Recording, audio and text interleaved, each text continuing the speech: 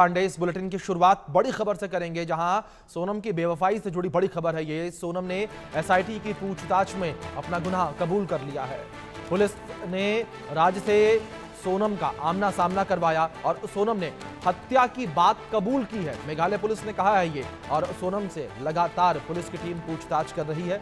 ये बड़ी खबर है जो इस बीच निकलकर सामने आ रही है। लगातार सोनम से मेघालय पुलिस पूछताछ कर रही है। जिस तरीके से सोनम को मेघालय पुलिस जो है लेकर आई थी मेघालय, उसके बाद लगातार सोनम से पूछताछ जो है वो की जा रही थी। सबसे पहले सोनम जो है वो गाजीपुर के एक ढाबे से पकड़ी गई थी।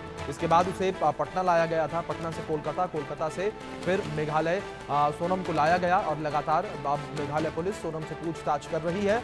और जिस तरीके से पहले भी कहा जा रहा था कि जब सोनम से पूछताछ होगी तो कई सारे राज जो हैं वो निकलकर सामने आएंगे, और अब सोनम ने हत्या की बात कबूल ली है। ये बड़ी खबर है जो इस बीच सामने आ रही है।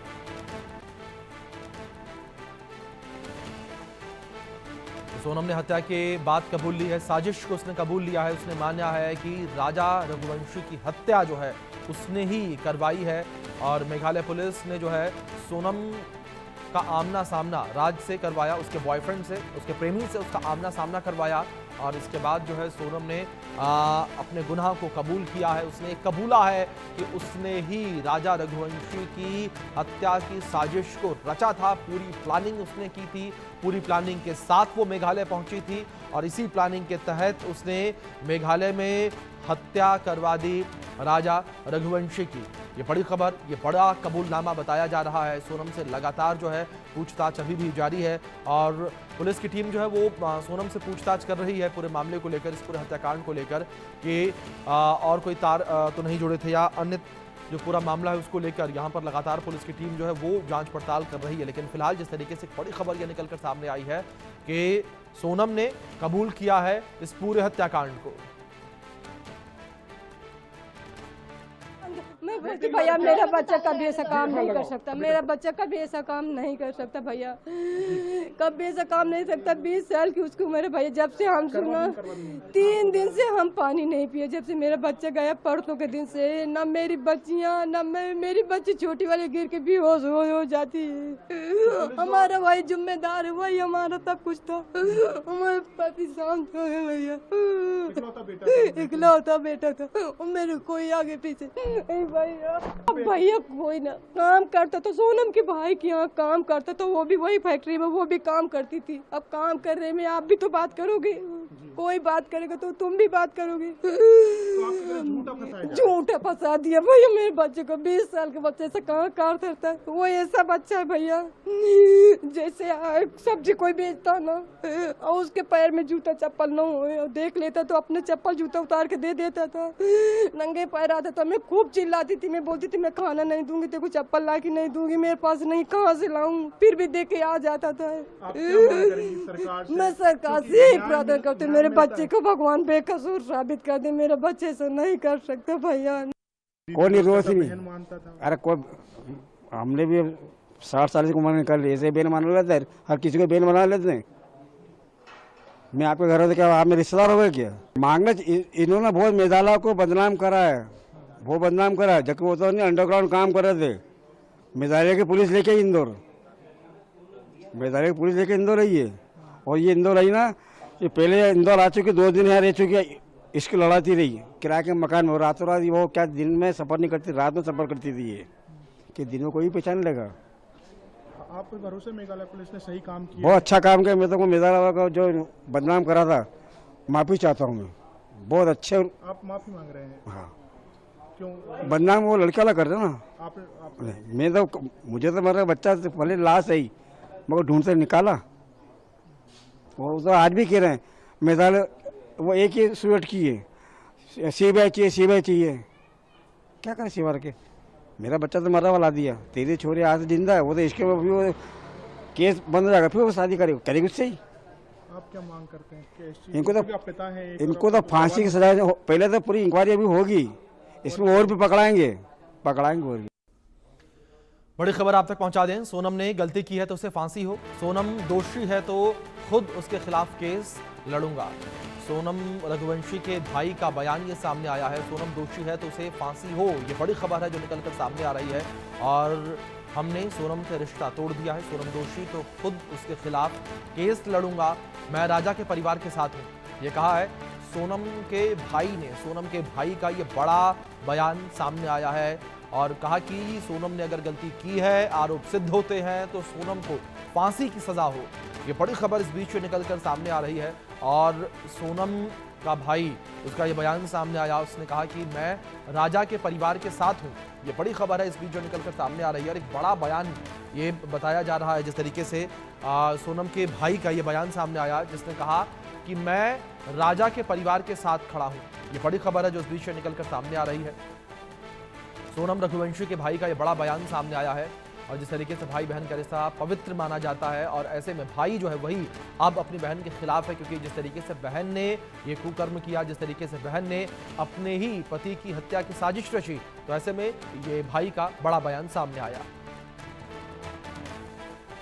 सर, जो चारों आरोपी ने गुनाह कबूल करा है, पहले तो ये अच्छी बात है कि मैं सबसे पहले मेघालय सरकार से माफ़ी मांगता हूँ कि आज एक सोनम रघुवंशी की वजह से जो मेघालय बदनाम हुआ है, तो इस पर कड़ी से कड़ी कार्रवाई की जाए। सज़ा की मैं मांग करता हूँ वहाँ के सीएम साहब से कि इस लड़की की वजह से पूरा मेघालय जो टूरिस्ट एरिया था, जो टूरिस्ट से बदनाम हो, जिनकी रोजी रोटी चलती थी, इस लड़की ने उनकी रोजी रोटी खा गई है।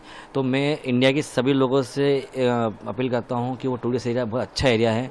जिस तरह से वहाँ की सरकार ने 17 दिन के अंदर केस को सॉल्व कर दिया, इंदौर से 2300 किलोमीटर दूर है, इतनी दूर के केस को भी इन्हें सरकार ने जिस तरह से सॉल्व करा है, तो मैं वहाँ की सरकार का बहुत बहुत धन्यवाद देता हूँ कि उसने आज 7 परिवार को बर्बाद कर दिया। पहला मेरा परिवार, दूसरा मेघालय जो टूरिस्ट की बल पे चलता था, वहाँ जो उनकी रोजी रोटी को इनने बर्बाद कर दिया। वहाँ के बच्चे जो चलते थे टूरिस्ट पे थे, उनको खाया है।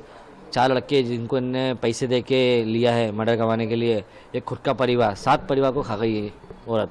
इसको क्या नाम दिया जाए?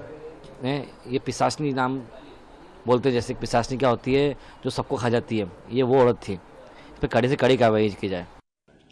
देखिए, उसमें ऑलरेडी टीम रवाना हो चुकी है और ये शिलोंग पहुंच चुके हैं और इंदौर पुलिस की जो असिस्टेंस इनके द्वारा मांगी गई थी, 7 तारीख से टीम यहाँ पर थी और कल रात को इंडिगो फ्लाइट से रवाना हो गई 9:45 पर और शिलोंग पहुंच भी गए हैं।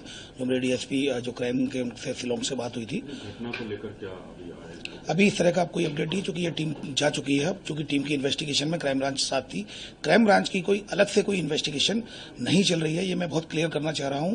ये शिलोंग पुलिस की जो टीम आई थी यहाँ पर, उस समय ये ऑपरेशन शुरू किया गया था उनके साथ मिलकर। अभी फिलहाल इन 4 आरोपियों के अलावा और अभी जो इन्वेस्टिगेशन, जो इंदौर से संबंधित 4 आरोपी जो थे, जो इन क्राइम ब्रांच ने अरेस्ट किया था, इसके अलावा किसी भी प्रकार का इनपुट शिलोंग पुलिस के द्वारा इंदौर पुलिस को नहीं दिया गया है। अभी फिलहाल इन्वेस्टिगेशन में और किसी का नाम नहीं आया है ऑफिशियली या फिर अनऑफिशियली। लेकिन अगर शिलोंग पुलिस, चूंकि जैसा कि मैंने बताया, from the very first day police commissioner Santosh Singh sir के निर्देश पर लगातार डीसीपी क्राइम ब्रांच इसमें सुपरवाइज कर रहे हैं। कोई भी अगर ऐसा पॉइंट दिया जाता है तो यथासंभव हर संभव इनमें मदद इन्वेस्टिगेशन में शिलोंग पुलिस को दी जाएगी। इस बीच हमारी सहयोगी नाज पटेल जुड़ गए हैं, उनका रुख करेंगे। नाज, जिस तरीके से पूरा मामला निकलकर सामने आ रहा है और हर दिन नए राज जो है वो खुलते नजर आ रहे हैं, फिलहाल क्या इन्फॉर्मेशन आपको मिल पा रहे हैं? क्या जिस तरीके से जांच लगातार जारी है, मेघालय पुलिस के द्वारा क्या कुछ कहा गया पूरे मामले को लेकर? मेघालय पुलिस द्वारा अभी यही कहा गया है कि सोनम ने अपना जो गुनाह है वो कबूल कर लिया गया है और जो शिलांग पुलिस है वो थोड़ी ही देर में सोनम को वहां कोर्ट में पेश करेगी।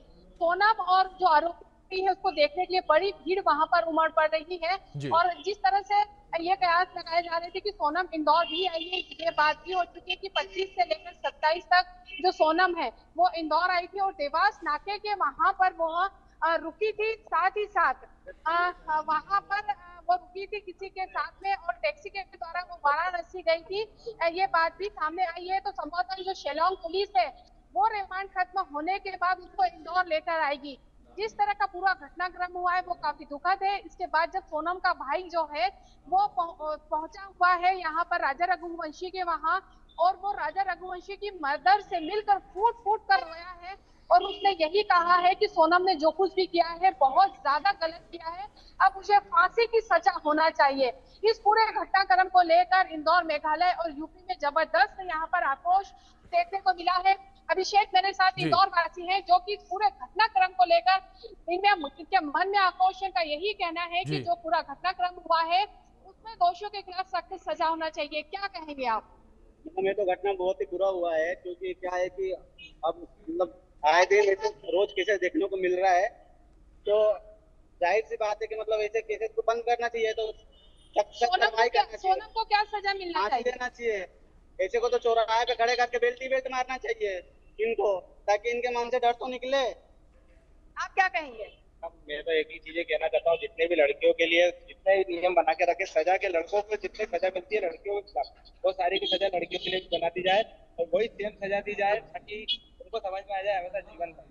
सोनम के लिए क्या कहेंगे? सोनम के लिए ये पूरी लड़कियों पे साजिश करना चाहता है, सोनम हो या किसी भी घर की भी बहन बेटियां हो, किसी की भी अगर कभी ऐसा करती है कोई भी लड़की, तो उसको जो लड़कियों को सजा मिलती है वो लड़कियों को। बिल्कुल अभिषेक, जिस तरह का भी हमने सुना, इंदौर वासियों में जबरदस्त आक्रोश है, सख्त सजा की मांग कर रहे हैं। साथ ही अभी जिस तरह से ये पूरा घटनाक्रम हुआ है, इंदौर पुलिस भी अपने स्तर पर यहाँ पर जांच में लगी हुई है, और जो जिस ट्रेवल एजेंसी से सोनम गाड़ी लेके गई थी उसके बारे में भी यहाँ पर जानकारी निकाल रहे हैं। अभी थोड़ी देर पहले हम राज कुशवाहा के घर पे वहाँ पर मौजूद थे। राज कुशवाहा के जो परिजन है वो भी इस पूरे घटनाक्रम से काफी सदमे में है, काफी गमगीन है वो लोग। अभी फिलहाल मीडिया से बात करने की स्थिति में जो राज कुशवाहा है उसकी मां नहीं है। अभी पूरा जो जमावड़ा है मीडिया का वो राज रघुवंशी के वहाँ है। अब पूरी जो परत दर परत जो थी वो खुल चुकी है। सोनम ने अपना गुनाह यहाँ पर कबूल कर लिया है। अब ये बड़ा राज जब भी खुलेगा कि सोनम ने आखिर ये क्यों किया, क्या मुझे राजा रघुवंशी पसंद नहीं था। साथ ही जिस तरह से गोविंद के भाई ने ये बात कही है कि सोनम और जो राज कुशवाहा है उसके बीच में भाई बहन का संबंध था, ये बात गोविंद ने कही है। ये काफी चौंकाने वाली बात है कि अगर भाई बहन का संबंध था तो फिर ये अफेयर की बात कैसे आई। साथ ही वो लोग वहां पर शिलोंग पहुंचे और सोनम ने ही पूरी साजिश रची, सोनम ने ही आखिरी सांस तक राजा को वहां पे खाई में धकेला है। सांसें चल रही थी, राजा की जिंदगी बच सकती थी, लेकिन बेदर्द सोनम के मन में एक भी क्षण ये नहीं आया कि ये उसका पति है, उसने उसके साथ फेरे लिए हैं, भावी जिंदगी जी सकती है, लेकिन उसने आखिर उसका कत्ल करके ही मानी वो। और जिस तरह से वो इंदौर आई है, फिर वो वाराणसी गई है, सिलीगुड़ी गई है, तो ये वाकई में एक शातिर महिला ही कर सकती है। उसने जिस तरह से प्लानिंग की थी वो वाकई में चौंकाने वाली है। और इंदौर शहर इस पूरे घटनाक्रम से पूरी तरह से शर्मसार है। अभी जब कोर्ट लेकर जाएगी तो अभिषेक मुझे इस बात की संभावना है कि मेघालय के लोगों में भी इस बात का आक्रोश है कि उन्होंने उनके बिल्कुल नाज, बिल्कुल ठीक कहा आपने। लोगों में आक्रोश जो है वो साफ तौर पर देखने को मिल रहा है। लोग इस पूरी घटना के सामने आने के बाद काफी ज्यादा आक्रोशित नजर आ रहे हैं सोनम के ऊपर। लेकिन दूसरी ओर नाज, जिस तरीके से प्रेस कॉन्फ्रेंस को लेकर भी अपडेट्स निकलकर सामने आ रही हैं, उसको लेकर क्या जानकारी फिलहाल मिल पा रही है आपको? जी बिल्कुल, यहाँ पर जो शिलोंग पुलिस है, विवेक जी, उन्होंने साफ तौर से ये कहा है, एसपी जो है, कि सोनम ने यहाँ पर पूरी साजिश को यहाँ पर अंजाम दिया था। पूरे घटना की उसने साजिश रची थी कि कब क्या कहाँ क्या करना है।